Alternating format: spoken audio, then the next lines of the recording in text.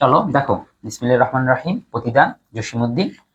প্রতিদান জসিমউদ্দিন সম্পর্কেই বলি। আমি একেবারে শুরু থেকেই শুরু করে দিচ্ছি ব্যাস, কারণ কবিতাটা খুবই ছোট। আলোচনাটাও আমরা আজকে এই ক্লাসের মধ্যে জ্ঞানমূলক অনুধাবন সবকিছু, একটা সৃজনশীল কোন থেকে প্রশ্ন আসে কেমন করে উত্তরটা করবো সেটাও শেষ করে ফেলতে পারবো। আর তাহলে যেহেতু শেষ করতে পারবো, আমরা শেষ তাহলে করেই ফেলি। প্রথম জসিমউদ্দিন সম্পর্কে যদি বলি, পল্লী জীবন তার কবিতা কথানুপজীব্য। তোমরা এই সেই ছোটকাল থেকে পড়ে পড়ে আসতেছো, যে কোনো ক্লাসে জসিমউদ্দিনের একটা কবিতা থাকি। আর এই তার কবিতার মধ্যে একটু গ্রাম্য গ্রাম্য স্মৃতি, গ্রাম্য গ্রাম্য আবহ, এই বিষয়গুলো থাকি।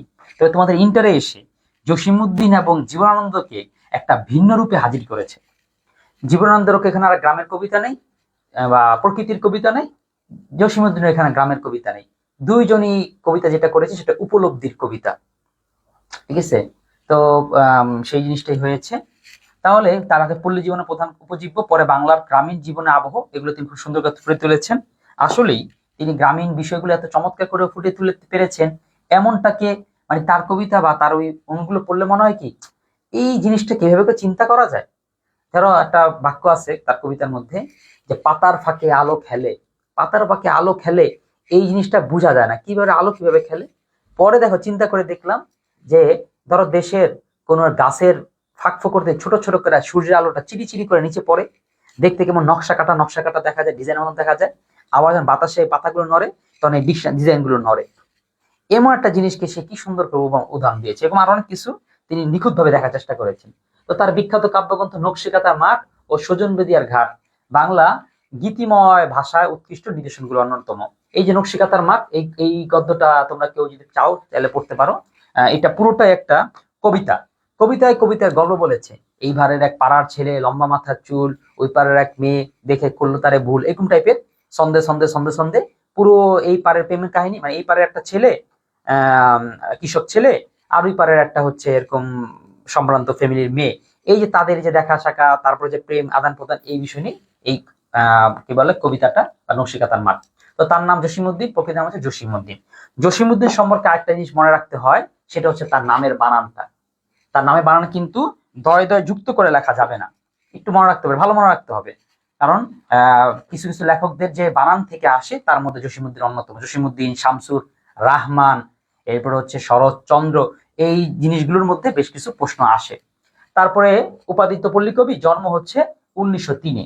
তাহলে 1903-এ আর কারা জন্ম আছে? 1903-এ তোমাদের বইয়ের জীবন ও বৃক্ষ গ্রন্থের যে আরেকজন লেখক আবুল ফজল, তারও জন্ম কিন্তু 1903-এ। এরকম 1903-এ কিন্তু আরো কে আছে, বনফুল না কে জানি আছে, এরকম আরেকজন লেখক আছে, তারও জন্ম কি 1903-এ।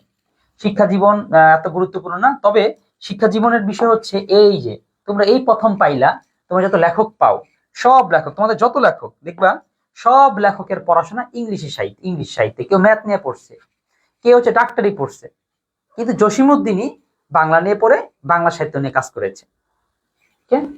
তারপরে হচ্ছে পুরস্কার সম্মাননা, তিনি ডিলেট উপাধি পান, এরপর বাংলা একাডেমি পুরস্কার পান, 21 পদক পান, সবকিছু তিনি পান, এবং 1976 খ্রিস্টাব্দে মারা যান। একটা জিনিস লক্ষ্য করে দেখো, 76-এ কিন্তু আরেকজন লেখক মারা যান, সেটা কে দেখি তো, এটা বলতে পারো কিনা। 76-এ আমাদের আরেকজন বিখ্যাত কবি মারা যান, সেই কবিটার নাম তোমরা বলতে পারছো কিনা, গুরুত্বপূর্ণ, এই জন্য বলতেও হবে।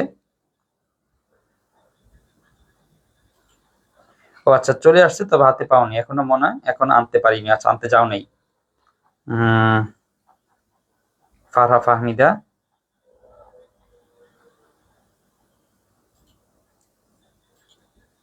আচ্ছা, ফারহাকে ধন্যবাদ। তো বলো, কেউ বলতে পারবা কিনা 1976 খ্রিস্টাব্দে আর কোন লেখক মারা যান? আচ্ছা, এটা তোমাদেরই বলতে হবে, এটা আমি উত্তর দিব না, কারণ অনেক ক্লাসের মধ্যে এরকম করে বলি, দেখি তোমাদেরকে উল্লেখ করতে পারো। আচ্ছা, সাহিত্যকর্মগুলোর মধ্যে দেখতে পাচ্ছ সবটাই গুরুত্বপূর্ণ, সুদনবাদিয়ার ঘাট, বালুচর। বিশেষ করে যে বালুচর, এইটা তো তোমাকে বেশি করে মনে রাখতে হবে, কারণ তোমাদের এই যে প্রতিদান কবিতাটা, এটা বালুচর থেকেই নেওয়া হয়েছে। এরপর রঙ্গিলা নায়ের মাঝি উপন্যাস বোবা কাহিনী একটাই, তার উপন্যাস একটাই লিখেছে, বোবা কাহিনী। ভ্রমণ কাহিনী বেশ কিছু চলেছে, ভ্রমণ কাহিনী থেকে এটা বেশি আসে, চলে মুসাফির। বাস, বাকি দুইটা তোমার না দেখলেও চলবে। চলে মুসাফির এটা মনে রাখতে হবে। চলে মুসাফির কার? চলে মুসাফির, এই প্রশ্নটা তোমরা কনফিউশন লাগাই ফেলবা সৈয়দ মুস্তফা আলীর সাথে, কারণ যতগুলো ভ্রমণ কাহিনী আছে সব যেহেতু মুস্তফা আলীর, এটা দেখাও তোমাদের কাছে মনে হবে মুস্তফা আলী। কোন মুস্তফা আলী চিনতে পারছো? ওই যে তোমাদের গন্তব্য কাবুল, গন্তব্য কাবুল যেই গদ্যটা আছে, ওই যেটা যে লেখক আছে সেই লেখকের সাথে তোমাদের কনফিউশন হয়ে যাবে। তো সেটা দূর করার জন্যই জিনিসটাকে আগে থাকতে বলে রাখলাম, এবং যখন প্রশ্নটা আসবে তোমরা মাথায় রাখো। নাটকগুলো দরকার নেই। তবে নাটকের মধ্যে একটা নাটক দেখতে পাচ্ছ, যেটা দেখলে চিনো, সেটা কি? বেদের মেয়ে।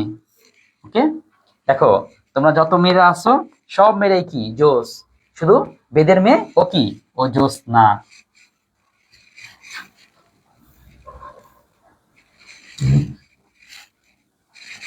হ্যাঁ, তা বুঝতে পারছো, জোস আর জোস না। ঠিক আছে, তাহলে বেদের মেয়ে ও জোস হোক। আচ্ছা, তারপরে প্রতিদান কবিতাটি পল্লী কবি খ্যাত কবি জসীমউদ্দিনের বালুচর থেকে নেওয়া হয়েছে। বালুচর বন থেকে নেওয়া হয়েছে। কবিতার ছন্দ হচ্ছে মাত্রাবৃত্ত ছন্দ। তোমাদের বইয়ের তো অধিকাংশ ছন্দগুলি কি মাত্রাবৃত্ত ছন্দ। আচ্ছা, কে? মুত্তাসির হোসেন আসছো, মুত্তাসির, মুস্তাইন সহ, মুক্তা সহ আর অনেকেই কিন্তু ছিল। তোমাদের সেই অস্তিত্বগুলো কই? ক্লাসে যেমন দিনকে দিন তোমাদের আধিক্য বাড়বে, সেটা বাড়তে না বরং বরং দিনকে দিন তোমার আগ্রহ আরো কমতেছে। তোমাদের এই আগ্রহ কমলে কিন্তু আমাদের মুডটা তৈরি করাটা খুব কষ্ট হয়। মুডটা তৈরি করতে মানে আগ্রহ হয় না, মনে হয় ঠিক আছে তাহলে লাইভ বাদ, আমরা কোনো রকম রেকর্ড দিব, যারা হবে তাদেরকে দিব, না হলে কাউকে দিব না, এভাবে করাতে কাজ করবে এরকম মনে হয়। আচ্ছা, বিষয়বস্তু এই কবিতার মূল ভাব হলো হিংসার পরিবর্তে প্রেম দেওয়া, অনিষ্টকারীর উপকার করা এবং অন্যের জন্য নিজের সবকিছু বিলিয়ে দেওয়া। কবি এই কবিতার মাধ্যমে পরার্থপরতা ও মানবতাবাদের জয়গান গেয়েছেন। অর্থাৎ এইখানে বলছে কারো ক্ষতি করব না, কারো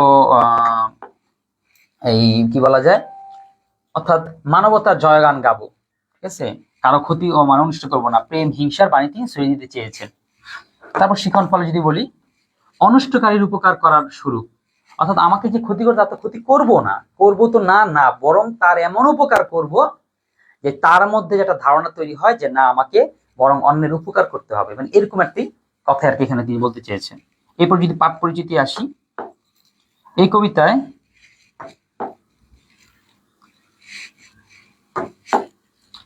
পাঠ পরিচিতি যদি আসি, এই কবিতায় কবি ক্ষুদ্র স্বার্থকে বিসর্জন দিয়ে পরার্থপরতার মাধ্যমে যে ব্যক্তির প্রকৃত সুখ ও জীবনের সার্থকতা নিহিত সেই বিষয়ে আলোকপাত করেছেন। ঠিক আছে, এইগুলো খুব সিম্পল কথা, মানে পাঠ পরিচিতিটাও খুবই স্পষ্ট, এটাও যেন পড়তে কষ্ট হবে না। মূলত তিনি অনষ্টকারী মানে সে তার যে ক্ষতি করে তার সে ক্ষতি না, বরং উপকার করে তার মধ্যে একটা বার্তা বা একটা মেসেজ দিতে চায়, পৃথিবীটা এমন সুন্দরী হওয়া উচিত। এই জিনিসটাই এই কবিতার মধ্যে তুলে ধরা হয়েছে। আচ্ছা, সুজন বাদিয়ার ঘাট, নকশিকাতার মাঠ আর হচ্ছে ধান ক্ষেত। আচ্ছা, এবারে আমরা সরাসরি কবিতায় চলে যাই। তো কবিতাটাও ব্যাখ্যা সহ আলোচনা করব, এখানেই করে ফেলতেছি। দেখো, আমার এই ঘর ভাঙ্গিয়েছে যে বা, আমি বাদি তার ঘর, আপন করিতে কাঁদিয়া বেড়াই, যে করেছে মরেছে পর। তাহলে আমার ঘরে ভাঙেছে জেবা, জেবা ধরো কোনো মেন নাম। এখন যদি বলে আমার ঘর জেবা ভাঙছে, হ্যাঁ, এই জেবা না, এই হচ্ছে যেই লোক, যেই বা ভাঙুক আমার ঘর, আমি তো তার ঘর ভাঙবো না, আমি তো তার প্রতিশোধ দিব না, বরং আমি কি করব, আমি উল্টা তার ঘর বাঁধবো। এবং আপন করিতে কাঁদিয়া বেড়ায়, যে মরে করেছে পর, এবং আপন করার জন্য আমি কেঁদে বেড়াচ্ছি যে আমাকে পর করেছে। যে মরে করিল পথের বিভাগী, পথে পথে আমি ফিরি তার লাগে, যে আমাকে পথের বিভাগী করেছে, যে আমার পথে বৈরাগী বানায় দিছে, যে আমাকে আমার ঘর ভেঙে চুরে তার কারণে আমি আর আমার ঘরহীন হয়ে আমি পথের বৈরাগী হয়ে গেছি। বৈরাগী নিশ্চয় তোমরা চেনো, যারা ঘর সংসার ত্যাগ করে বন জঙ্গল কিংবা রাস্তায় ঘুরে গৃহহীন। তাই তার যেহেতু ঘর ভেঙে দিচ্ছে, তার সে কি করছে, বিভাগী হয়ে গেছে না, বৈরাগী হয়ে গেছে না। তো যে মনে করিল পথের বিভাগী, আমি পথে পথে ফিরি তার লাগি। অথচ যে আমাকে বিভাগী করলো, ঘর ছাড়া করলো, আমি বরং তার জন্য পথে পথে ঘুরি, যে তাকে কখন পাবো এবং তাকে কখন আপ্যায়ন করব এবং তাকে কখন উপকার কিছু করতে পারবো। দীঘল রজনী তার তরে জাগি, ঘুম যে হেরেছে মোর। আবার উল্টা, যে এমন আমার ক্ষতি করলো যে তার কারণে আমি ঘুমাতে পারছি না, আমার ঘুমকে যে হরণ করেছে, আমি তো কি করলাম, সেই ঘুম তার প্রতিশোধ না নিয়ে বরং তার জন্য দীর্ঘ রাত জেগে থাকি। ধরো আমার কে একটা ক্ষতি করেছে, যে এর কারণে আমার ঘুম হারাম হয়ে গেছে, আমি পরে উল্টা কি করলাম, দীর্ঘ রাত আমি তার জন্য জাগি, জেগে জেগে কি করি, এই দীঘল রজনী তার তরে জাগি, ঘুম যে হরেছে মোর। আমি দীর্ঘ রাত কি করি, তার জন্য জেগে থাকি, যে আমার ঘুমকে হরণ করেছে, তার সেবা করার জন্য, চিকিৎসা করার জন্য আমি বরং জেগে জেগে থাকি। আমার এ ঘর ভাঙ্গেছে যে বা, আমি পাই তার ঘর। এটা একটা জাস্ট স্লোগান লাইন। এই লাইনটা তোমরা দেখো প্রথমে পেয়েছো, এখানে একবার পেয়েছো, আবার লাস্টে একবার পাবা। ঠিক আছে, না লাস্টে আর নাই, দুইবারই আছে কথাটা। আপন কত কাটি দিয়া মেরাই, যে করেছে মোর, মোরে পর, এটা আবার 3বার আছে। এই যে 1বার, 2বার, আর হচ্ছে 3বার। তার মানে এই লাইনগুলো 3বার আছে, এই লাইন 2বার আছে, বাকিগুলো সব একবার একবার করেই আছে। আমার এই কুল ভাঙ্গে আছে যে বা আমি তার কুল বাঁধি। এই কুল বলতে ধরো আমার ঘর আছে বা নদীর এই কুল, আমার নদীর এই কুল ভেঙে দিছে, আমি কি করলাম, বরং তার পাশে যে কুল আছে সেই কুলটাকে বাদ দিয়ে দিলাম। সে তো চাইলে পারতো, এটা কেন দিয়ে দিলাম, তার মধ্যে মেসেজ, তুমিও আমাকে কি কাজটাই করো, আমার বাদ না ভেঙে বরং আমার বাদ থেকে ঘুরে দেওয়ার চেষ্টা করো। জেগেছে বুকে আঘাত হানিয়া, তার লাগে আমি কাঁদি। হ্যাঁ, কাঁদো, কান্নাকাটি করো যে তোমার বুকে আঘাত দিয়ে চলে গেছে। এটাই, যে গেছে বুকে আঘাত হানিয়া, তার লাগে আমি কাঁদি। যে মরে দিয়েছে বিষে ভরা বান, বান মানে হচ্ছে তীর। ঠিক আছে, বান মানে তীর। যে মরে দিয়েছে বিষে ভরা বান, আমি দেই তারে বুক ভরা গান। বুক ভরা গান মানে আমি বুক ভরা ভালোবাসা তাকে অর্পণ করি।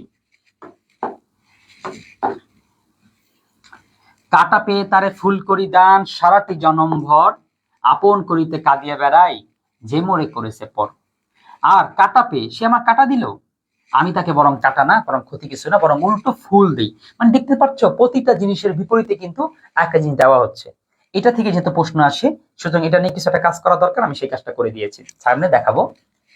মোর বুকে যে বা কবর বেঁধেছে, আমি তার বুক ভরি। এর মানে মোর বুকে যে কবর বেঁধেছে মানে কি, যে আমার কবর মানে কি, এখানে কবর ইঙ্গিত হচ্ছে নাশ, বিনাশ, আমার ধ্বংস করেছে, আমার সর্বশান্ত করে দিয়েছে। তার মানে যারা, যে মোর বুকে মানে আমার বুকে, মানে আমাকে কষ্ট দিয়ে সবকিছু শেষ যে করে দিয়েছে, আমি বরং কি করে বেঁধেছি, তার বুক ভরি। রঙিন ফুলের সোহাগ জড়ানো, ফুল মালঞ্চ ধরি। রঙিন ফুলের সোহাগ মানে বরং তার জন্য আরো সুন্দর সুন্দর ফুলের মালঞ্চ বলতেছে বাগান, শুধু একটা দুটা ফুলের মালা না, বরং তার সামনে মালা তুলে ধরি। মানে সে আমাকে উল্টা করলো, সে আমাকে কবর বাঁধলো, আর আমি তাকে বরং ফুল দিলাম। যে মুখে সে কহে নিঠুরিয়া বাণী, নিঠুরিয়া বাণী নিষ্ঠুর বাণী, আমাকে কটাক্ষ কটু কথা বলে, তার লয়ে সখী, আচ্ছা আমি লয়ে সখী তার মুখখানি, আমি কি করি, তার মুখটা, ধরো তোমাকে কেউ কটু কথা বলছে মুখ দিয়ে, তো তুমি তার না বললা, মুখে তার স্যাপ না মেরে তুমি কি করলে, তার মুখটাকে তুলে ধরলা, তুলে ধরে তুমি তাকে ফুল দিয়ে সুন্দর করে মুখটাকে মেকআপ দিয়ে সাজাই দিলা। এটা বলছে, কত ঠাই হতে কত কি যে আনি সাজাই নিরন্তর, আপন করিতে কাঁদিয়া বেড়াই, যে মোরে করেছে পর। সুন্দর কবিতা। মানে যে মুখে কয় নিঠুরে বাণী, যে মুখ দিয়ে কেউ আমাকে নিষ্ঠুর কথা বা কটু কথা বলেছে, আমি তার সেই মুখটাকেই তুলে ধরি, বরং আরো সাজাই, নিরন্তর ভাবে সাজিয়ে যাই, তাকে আর তার আর কি ভালো হতে পারে, তার আর কি কল্যাণ হতে পারে। এরপর আপন করিতে কাঁদিয়া বেড়াই, যে মোরে করেছে পর। ওকে, এই যেটি সেই জায়গাটা আমি যেটা বলছিলাম, যে আমরা তাহলে কবিতার মধ্যে কি দান করলে পরে কবি তার প্রতিদানে কি দিচ্ছে। যার ঘর যার যে তার ঘর ভেঙেছে, যদি তার ভঙ্গ ভাঙে, কবি তার ঘর বেঁধে দেয়। যে তাকে পর করেছে, কবি তাকে আপন করে। তারপর হচ্ছে যে তার পথে বিভাগী করেছে, কবি পথে পথে তার জন্য ঘুরে। যে তার ঘুম হরণ করেছে, কবি কি করে, দীর্ঘরাত তার জন্য জাগে। যে কবির কুল ভেঙেছে, কবি বরং তার কুল কি করে, বেঁধে দেয়। যে কবির বুকেতে আঘাত হেরেছে, তার জন্য সে কি উল্টারা কাঁদে। যে বিষে ভরা বান দিয়েছে, বিষে ভরা তীর দিয়েছে, কবি তার জন্য কি গান রেডি করেছে। যে কাটা দিয়েছে তাকে দিয়েছে ফুল, যে কবর বেঁধেছে তাকে দিয়েছে কি, ফুলের মালঞ্চ, এবং যে নিষ্ঠুর কথা বলেছে তার মুখখানি ধরে অনেক নিরন্তর করে সাজিয়ে যায়। ঠিক আছে, আচ্ছা।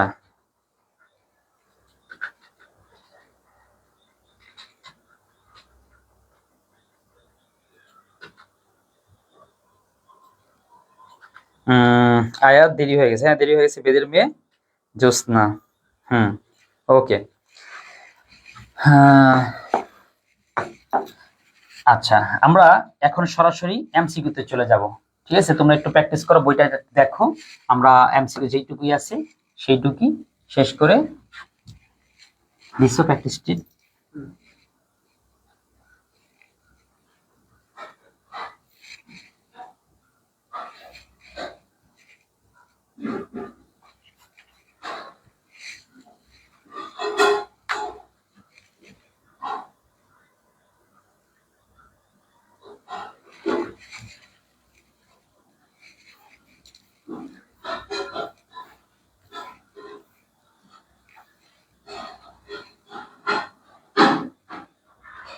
হ্যাঁ, শুরু করো। প্রতিদান কবিতা কার জন্য দিগল রজনী জেগে থাকেন? উত্তর করা শুরু করো। পারবা আশা করি। এইখানে এই কবিতায় তোমরা 30-এ 30 পাবা। কবিতার কিছু জায়গা আছে একটু কঠিন লাগবে, কনফিউশনাল তুমি পড়ে যাবা। অ্যাডমিশন পর্যায়ে এখানে স্টুডেন্টগুলো একটু কনফিউশনই পড়ে যায়।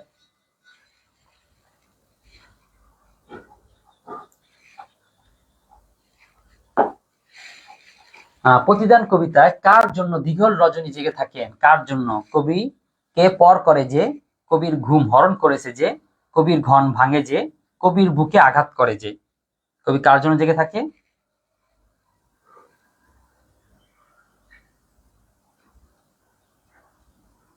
একের দুই। জেগে থাকার কথা আসলে ঘুম। এটা আবার মনে রাখাও সহজ। দেখবা যে প্রতিটা দানের বিপরীতে প্রতিদানটা খুব ইজি।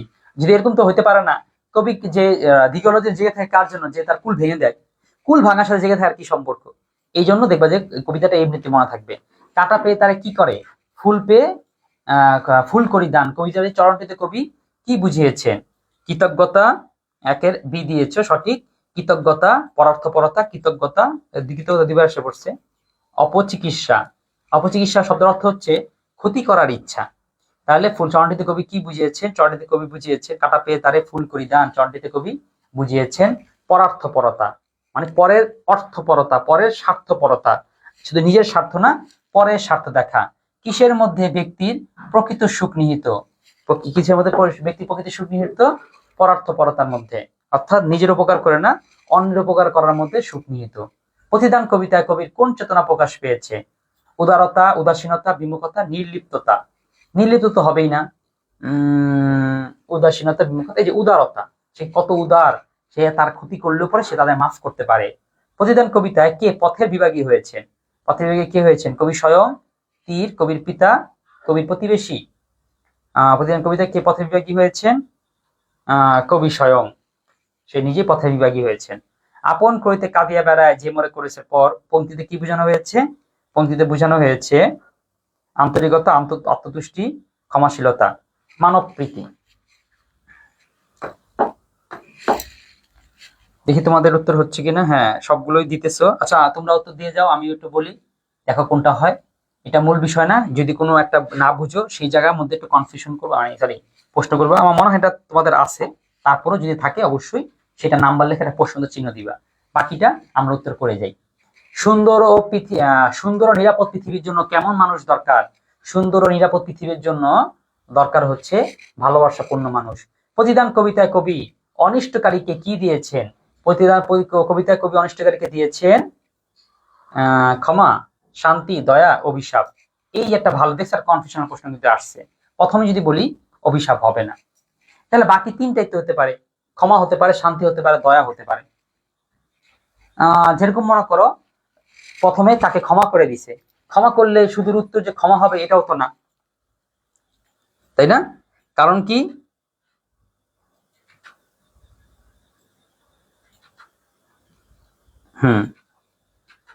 দেখি এটার উত্তরটা তোমরা কার কি করছো। আচ্ছা, তারপর হচ্ছে দয়া। দয়া করা আর ক্ষমা প্রায় সেম জিনিস। উল্টা যদি বলি শান্তি, এটা আবার হতে পারে এই দিক থেকে যে মানে কবির যার ক্ষতি করেছে, কবি তো তাকে শুধু যে ক্ষমা করে দিছে এমন তো না, বরং উল্টা কি করলে পরে তার জন্য উপকার হবে, তারও একটু শান্তি হবে, কবি তো সেই কাজটাও তো করেছে।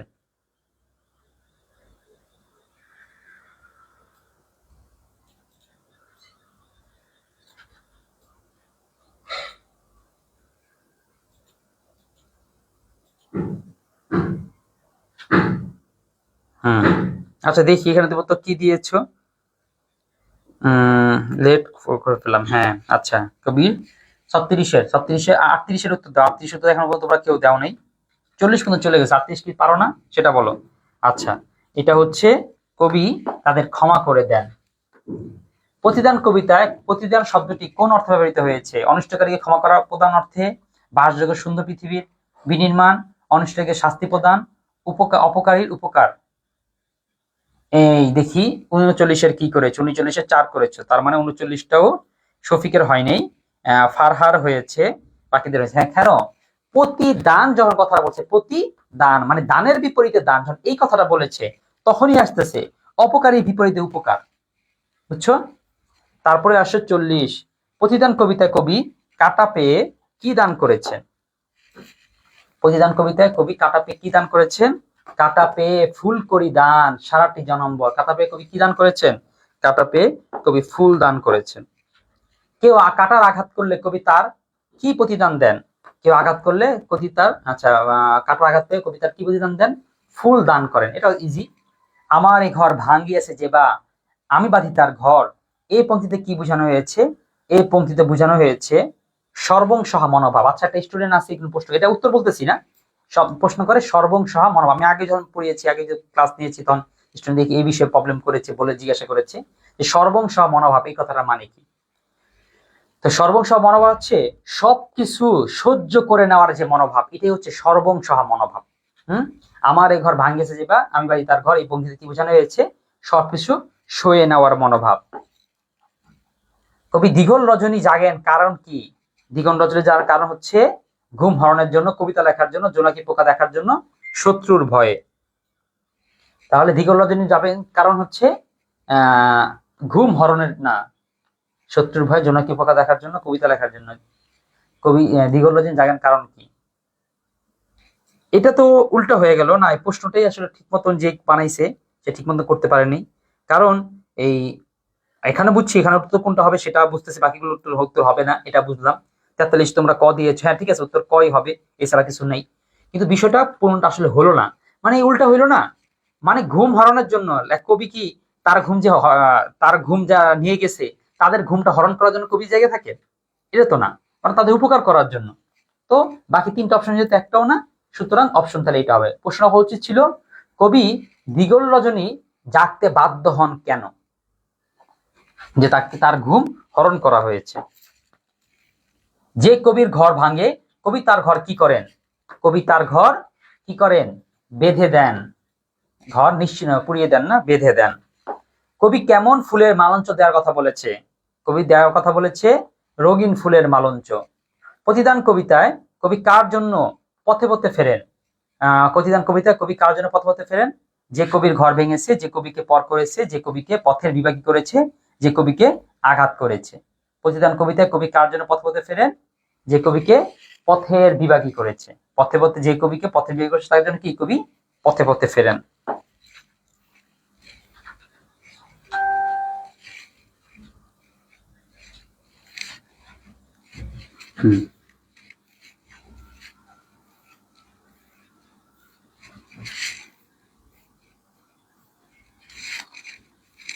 এ পাশে করো, কবি কাকে আপন করার জন্য কেঁদে বেড়ান? কবি আপন করিতে কাঁদিয়া বেড়াই যে মোরে করেছে পর। কবিতাটা পারলে একটু মুখস্থ মতন করে ফেলবা। তোমার কবিতা তোমাকে কেউ যে ডাক দিয়ে একদমে বলতে বললে তুমি যে বলতে পারবা সেই মুখস্থ না, কিন্তু এতবার পড়বা, পড়ে পরে এক ধরনের ঝুরা ঝুরা ভাব করে ফেলবা। 48, কবি বিষে ভরা বান বলতে কি বুঝিয়েছেন? বিষে ভরা বান বলতে বুঝিয়েছেন বিষের বোতল, বিষের পেয়ালা, বিষের ছুরি, হিংসাত্মক কথা। 48-এর উত্তর কেউ দিতে পেরেছ? 48-এর উত্তরটাও খুব ইজি, এটা হবে হিংসাত্মক কথা। হ্যাঁ, সাকিরা 43-এর ক দিয়েছিলা। মুস্তাইন আসো, ফারা আমাদের সাথে আসো, শফিকুল, ঠিক আছে। এরপরে 49, কবি অনিষ্টকারীকে প্রতিদানে কি করেছে? অনিষ্টকারীকে প্রতিদানে উপকার করেছেন। প্রতিদানে কি করেছে? যে তার অপকার করেছে কবি তার উল্টা উপকার করেছেন। 50, কবি অন্যকে আপন করতে চান কারণ কি? কবি আপন কেউ না থাকায় সবাইকে আপন ভাবেন বলে, কবি অসহায় ভাবে কবিকে পর করেছে বলে। কারণ কি? এটাও একটা ফালতু কোশ্চেন হয়েছে, যে মানে কবিতা চানই যে সবাই তারা কি করবে, কষ্ট দিবে, আর তিনি সবাই ভালোবাসবেন। তিনি তো এটা চান না, তিনি তো চান যে কেউ তাকে কষ্ট দিবে না, হ্যাঁ, তারপর তিনি ভালোবাসবেন। কবি জসিমউদ্দিন ঘুম হরণ বলতে কি বুঝিয়েছে? ঘুম কেড়ে নেওয়া, নির্ঘুম রাত কাটানো, ঘুম না আসা, ঘুমে কার্তন। ঘুম হরণ বলতে ঘুম কেড়ে নেওয়া। 50 দিয়েছ, 51 পর্যন্ত কেউ যেতে পারোনি। এই যে ঘুম কেড়ে নেওয়া, আমার ঘুমটা যে কেড়ে নিয়েছে, বা হরণ বলতে আমার ঘুমটাকে শোষণ করেছে, নিয়ে গেছে। 52, প্রতিদান কবিতার মূল উপজীব্য হলো ক্ষমাশীলতা, উদারতা, পরার্থপরতা। তাহলে প্রতিদান কবিতার মূল মানে উপজীব্য বলতে কি, মূল বিষয়বস্তুটা আসলে কি? মূল বিষয় হচ্ছে ক্ষমাশীলতা, উদারতা, পরার্থপরতা। উম ক্ষমাশীলতা তো হবেই, অবশ্যই উদারতাও হবে, পরার্থপরতা, হ্যাঁ তিনটাই। 1 2 3 52 52 52 যাও নেই। একটু ফাস্ট করো, খুব ফাস্ট করে ফেলো, আমার থেকেও দ্রুত দ্রুত করে ফেলো, যাতে আমি উত্তর করার আগে যাতে দেখি ওটার উত্তর তুমি করে ফেলছো। এভাবে করে করো।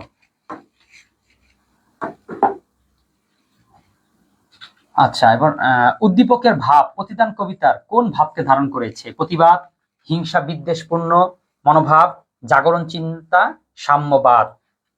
তাহলে প্রতিদান কবিতা কোন ভাবটি ধারণ করেছে? মানুষের চেয়ে বড় কিছু। আচ্ছা, গাই সাম্যের গান, মানুষের চেয়ে বড় কিছু নাই, নাহি নয় কিছু মহিয়ান। তাই উদ্দীপকের ভাব প্রতিদান কবিতায় কোন ভাবটিকে ধারণ করেছে? হিংসা বিদ্বেষপূর্ণ মনোভাব, নো, এটা তো হবেই না। সাম্যবাদ হতে পারে, প্রতিবাদ না, এটা না। জাগরণ চিন্তা হতে পারে। তারপরে দেখি এও গাই সাম্যের গান, সাম্যের কথা বলছে, তাহলে তো সাম্যবাদ ছাড়া আর কিছু হতেই পারে না। খুব ইজি, সিম্পল।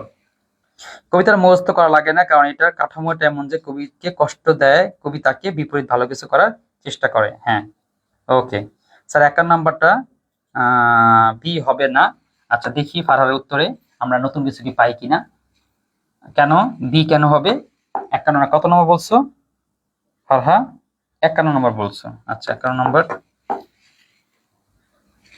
নির্ঘুম রাত কাটানো। ঘুম হরণ বলতে বুঝিয়েছে ঘুম কেড়ে নেওয়া, নির্ঘুম রাত কাটানো, ঘুমে কাটানো। আচ্ছা, প্রথমে বলি এই দুইটা তো একটা হবে। এখন এই দুইটার মধ্যে কনফিউশন, ঘুম কেড়ে নেওয়া নাকি রাত কাটানো। বিষয়টা বুঝো, ঘুম হরণ বলতে কি বুঝে? হরণ করা হয়েছে, অর্থাৎ হরণ করা বলতে কি? অপহরণ কি?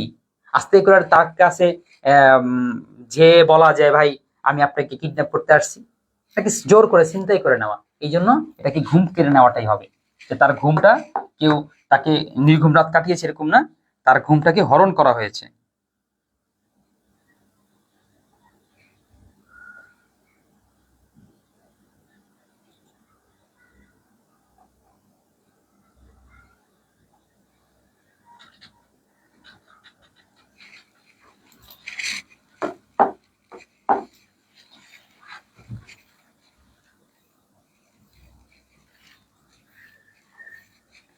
আচ্ছা, তারপরে কোনটা? মহামারীর সময় করোনাক্রান্ত বৃদ্ধ বাবা মাকে ছেড়ে রবিন তার স্ত্রী সন্তানদেরকে নিয়ে অন্যত্র চলে যায়। প্রতিবেশীদের সহযোগিতা তার বৃদ্ধ বাবা মা সুস্থ হন। করোনা শেষ, রবিনের কাছে এলে তারা রবিনকে বুকে জড়িয়ে কেঁদে ফেলেন। এখন দেখো উদ্দীপকের বৃদ্ধ মা বাবার ক্ষমাশীলতার সঙ্গে প্রতিদান কবিতার কোন পংক্তির মিল আছে? কত ঠাই হতে কত কি যে আনি, সাজাই নিরন্তর, দিগর রজনী তার তরে জাগি, ঘুম যে হরেছে মর, রঙিন ফুলের সোহাগ জড়ানো ফুলের মালঞ্চ ধরি, জেগেছে বুকেতে আঘাত হানিয়া, তার লাগিয়ে আমি কাঁদি। তো ওই চারটার মধ্যে কোনটা হবে বলো? চারটার মধ্যে কোনটা হবে? উদ্দীপকের সাথে যদি মিল আমি করতে চাই, তাহলে আমি বলবো যে বুকে আঘাত হানিয়ে গেছে আমি তার লাগে কাঁদি। এই যে কান্নাকাটি করছে তো, তাইলে এটাই হবে, যে বাবা মার বুকে তারা কি করছে? আঘাত করেছে, বরং এই আর তার জন্য তারা বরং উল্টা কান্না করতেছে।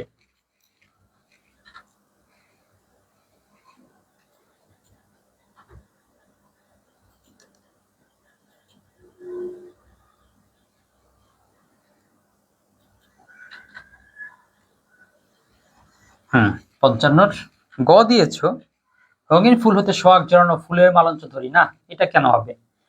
56 দেখছো এই কবিতাটা এত ইজি ইজি, এরপর হঠাৎ করে একটু এক জায়গায় একটা ধুম করে ভুল হয়ে যায়।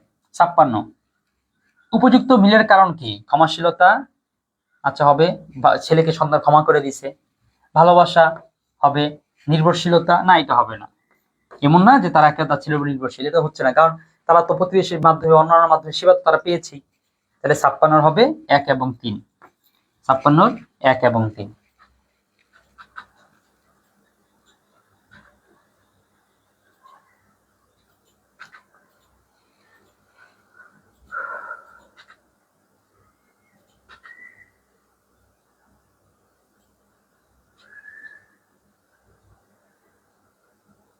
হুম,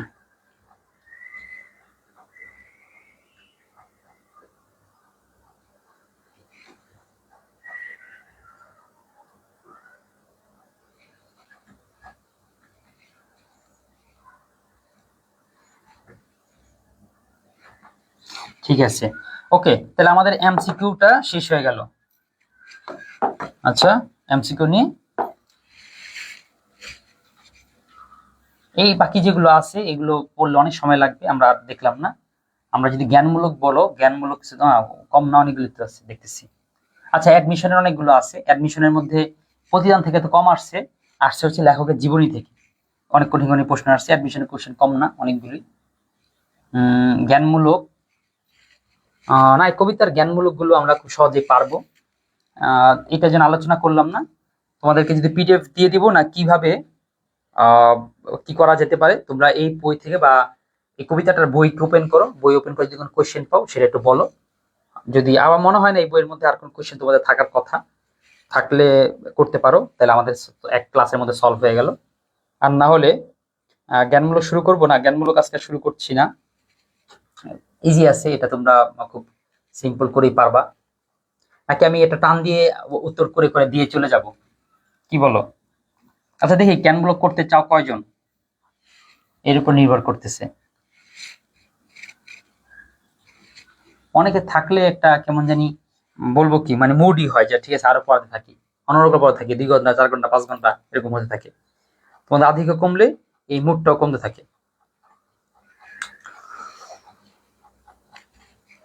আচ্ছা, ঠিক আছে, আমি একটু টান দিয়ে আলোচনা করি।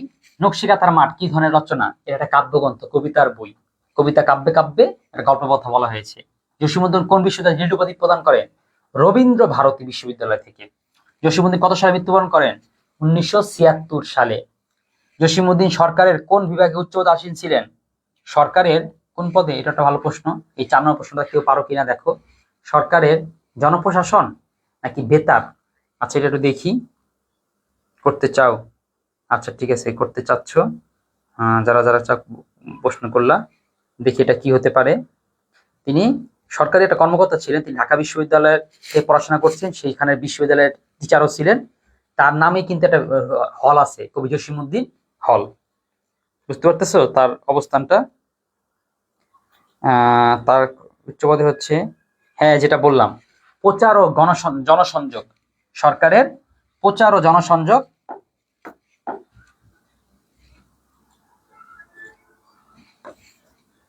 প্রচার ও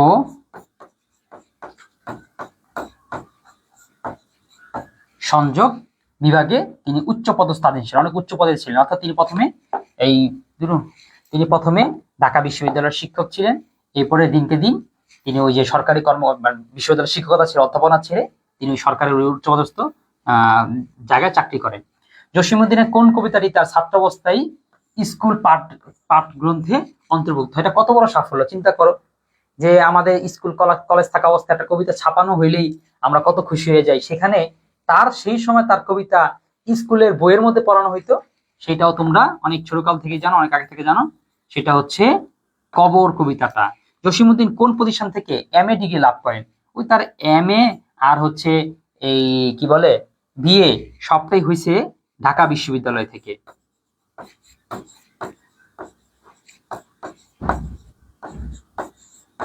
বলো, তাহলে তোমাদের কি নিশ্চয়ই এটাতে পড়ার শখ এবং স্বপ্ন নিশ্চয়ই আছে। জসীমউদ্দীন কোন নামে অধিক পরিচিত? জসীমউদ্দীন কোন নামে অধিক পরিচিত? পল্লী কবি। পল্লী কবি। জসীমউদ্দীন কত সালে জন্মগ্রহণ করেন? তিনি 1903 জন্মগ্রহণ করেন। আমার থেকে ফার্স্ট থাকতে পারলে তাহলে ভালো, ঠিক আছে, মানে আমার থেকে ফার্স্ট খুব দ্রুত থাকলা। কলকাতা বিশ্ববিদ্যালয় থেকে ভাষা ও সাহিত্য এমএ করেন। আচ্ছা, শাকিরা মোস্তফার উত্তরটা আমি দেখি, আমার তাহলে ভুল হলো কিনা। ও আচ্ছা, সরি, হ্যাঁ হ্যাঁ, তিনি বিএ করেন হচ্ছে ঢাকা বিশ্ববিদ্যালয় থেকে, এমএ করেন কলকাতা বিশ্ববিদ্যালয় থেকে। আচ্ছা, শাকির উত্তরে সঠিক হয়েছে, আমি ওইটা স্কিপ করে নিলাম, আমার ভুলটা মেনে নিলাম। জসীমউদ্দীনের কবিতা বিদেশিদের ভাষা অনুদিত হয়েছে, জসীমউদ্দীনের কবিতা বিদেশি ভাষা অনুদিত হয়েছে। ও প্রশ্ন ছিল কোন কবিতা, এখানে কোন কবিতাটা আসেনি, সেটা হচ্ছে কোন কবিতাটা? জসীমউদ্দীনের নকশিকাঁথার মাঠ।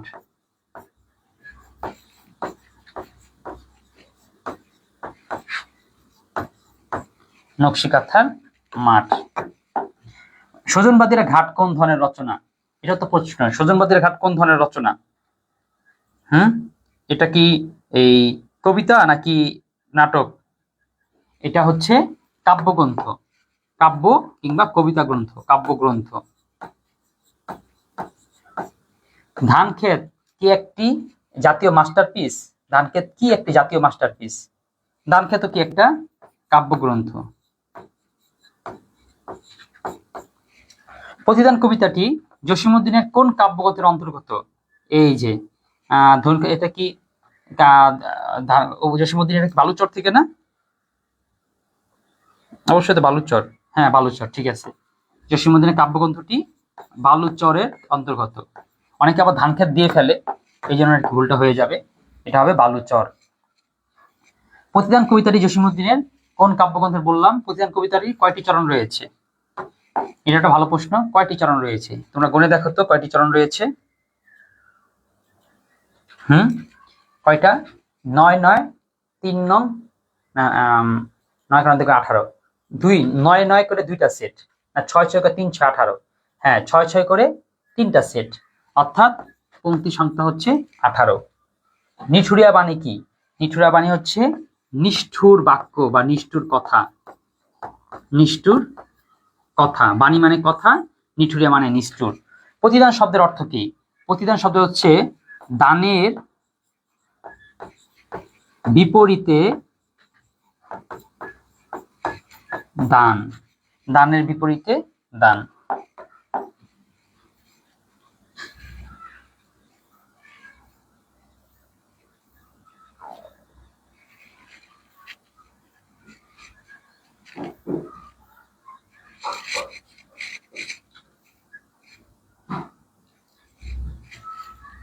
আচ্ছা, এবার আসি নিরন্তর শব্দের অর্থ কি? নিরন্তর মানে হচ্ছে নিরবিচ্ছিন্ন, ধারাবাহিকভাবে, নিরবিচ্ছিন্ন অথবা ধারাবাহিক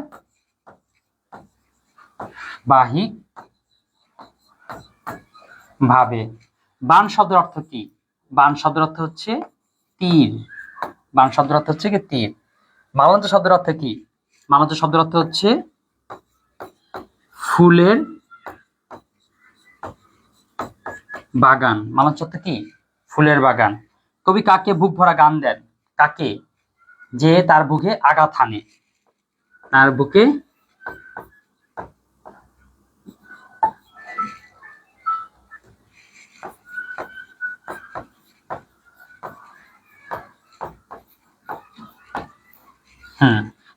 কবি তার বুকে আঘাত হানে। কবি কাকে বুক ভরা গান দেন? আচ্ছা, এটা তো বলছি। যে বুকে আঘাত করে গেছে তুমি তার জন্য কি করে?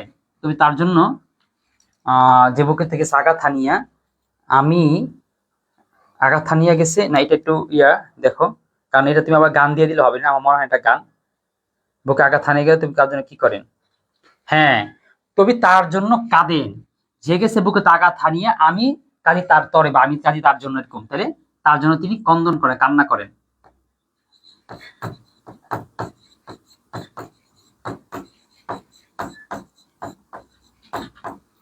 এরপর কে সুন্দর ও নিরাপদ পৃথিবী গড়ে তুলতে পারে? যে হচ্ছে অন্যদেরকে ক্ষমা করতে পারে।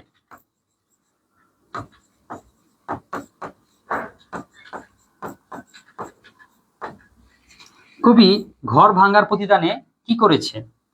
কবি ঘর ভাঙার প্রতিদানে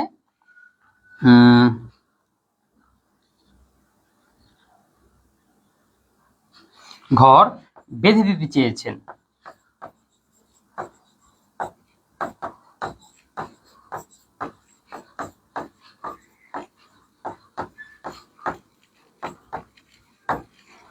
কবি কার জন্য কেঁদে বেড়ান? যে তার ঘর ভেঙেছে। আপন করিতে কাঁদিয়ে বেড়ায় যে মোরে করেছে পর, না কবি কার জন্য কেঁদে বেড়ান? যে তাকে পর করেছে।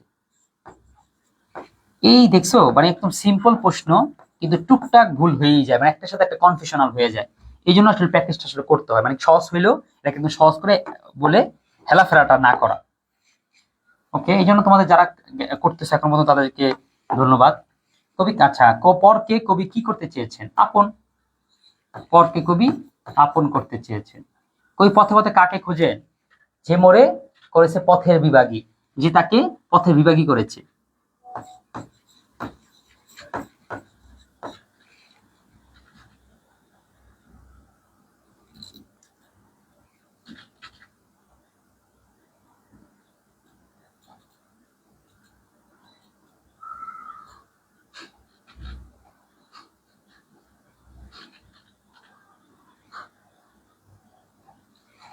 হুম,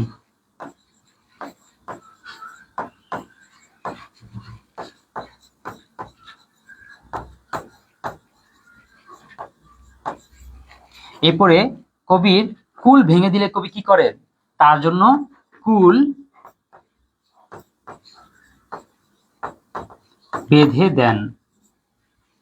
আমার এ কুল ভাঙ্গিয়েছে যে বা, আমি তার কুল বাঁধি।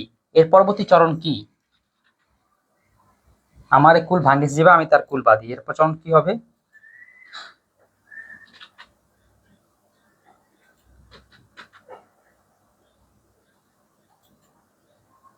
আচ্ছা, যে গেছে বুকেতে আঘাত হানিয়া, আমি তার তরে কাঁদি।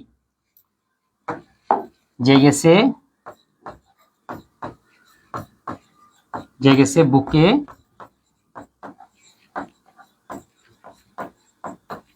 আঘাত হানিয়া,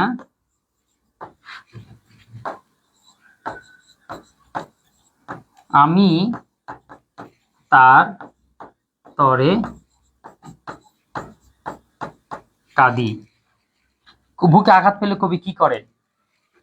বুকে আঘাত পেলে কবি আঘাত প্রদানকারীর জন্য কাঁদেন।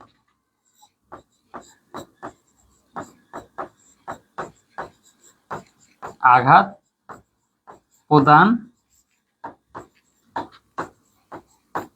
জন্য কাঁদেন। কবি কাকে বুক ভরা গান দেওয়ার কথা বলেছেন? যে তার বুকে আঘাত করেছে। এটাই না? না না না, সরি সরি, আঘাত করে না। যে তাকে দিয়েছে বিষে ভরা বান।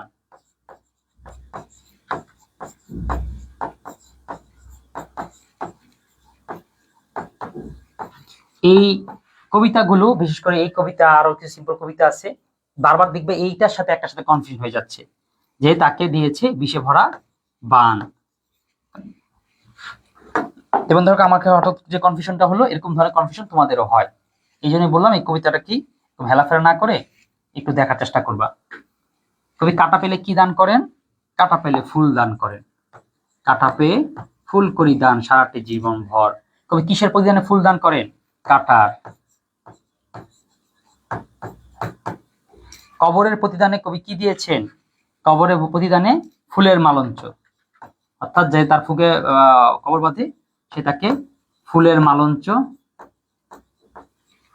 কবি কেমন ফুল দিয়ে মালঞ্চ সাজিয়েছেন? রঙিন ফুল। আপন কইতে কাঁদিয়া বেড়ায় যে মরে করেছে পর। এই পংক্তিটি প্রতিদান কবিতায় কতবার আসছে? এই যে দেখছো, এই যে প্রশ্ন তোমাদের আমি দেখছি না, বোল্ড করে দেখিয়েছি, লাল নীল এরকম বোল্ড করে দেখিয়েছি, এখানে দেখিয়েছিলাম। দেখো কয়বার আছে এটা? 3 বার। 3 বার না? 3 বার। তার মানে আপন করে কাঁদিতে বেড়ায় যে মরে করেছে পরে, এই লাইন আছে 3 বার। আর আমি বাড়ি তার ঘর, এটা আছে 2 বার। বাকি সবগুলো একবার একবার করে আছে। ঠিক আছে, তাহলে আমি ক্লাসটা এখানে রাখছি। তোমরা আগামীকালকের ক্লাসে আমি দিনলিপি এবং সমাস দুইটার জন্য প্রস্তুত থাকবো। ঠিক আছে, দুইটা নিয়ে প্রস্তুত থাকবো। যদি স্টুডেন্ট সংখ্যা 20-এর উপরে হয় তাহলে সমাস পড়াবো, আর যদি না হয় তাহলে হচ্ছে দিনলিপি দেখাই দিব। আমি মনে করি দিনলিপি থেকে তোমাদের সমাসটা বেশি দরকারি। মানে ক্লাস তো অবশ্যই হবে, কিন্তু টপিক দুইটা দেওয়ার এই একটি কারণ। আরেকটা হচ্ছে আমরা এই এই সামনের মাসের অক্টোবরের 1 তারিখ থেকে মানে 27 ব্যাচদের জন্য আবার নতুন করে যেতে শুরু করব। এই জন্য তোমাদের এখন সামনে থেকে না পড়ে পিছন থেকে পড়ার চেষ্টা করবো। যেমন সামনের সপ্তাহে হয়তো নেকলেস, বা এই মাসে আরো যে 2-3টা সপ্তাহ আছে সেই সপ্তাহগুলোতে নেকলেস, এরপর হচ্ছে এই গন্তব্য কাবুল, মানে এই পিছন থেকে যেগুলো আছে সেগুলো পড়ার চেষ্টা করবো। কারণ সামনে থেকে আমরা পড়াতে পারে প্রায় 6টা অধ্যায় পড়াই ফেলছেন, পিছন থেকে 6টা অধ্যায় বাকি আছে। তো কারণ আমরা 1 তারিখ থেকে আবার নতুন করে শুরু করব সবাইকে নিয়ে। বুঝতে পেরেছো? তোমাদের জন্য তো রেকর্ড ক্লাস থাকবে, আর বাকি সবার জন্যই এই লাইভ থাকবে। লাইভটা তো অন্তত সবার জন্য নিতে হবে, নতুন ব্যাচ পুরাতন ব্যাচ সবার জন্য যেহেতু। তাহলে আজকের ক্লাসটা এই পর্যন্ত রাখছি। তোমাদের সাথে আরো দেখা হোক, সবার সাথে দেখা হোক সেই প্রত্যাশা কামনা করে আজকে বিদায় নিচ্ছি। আসসালামু আলাইকুম।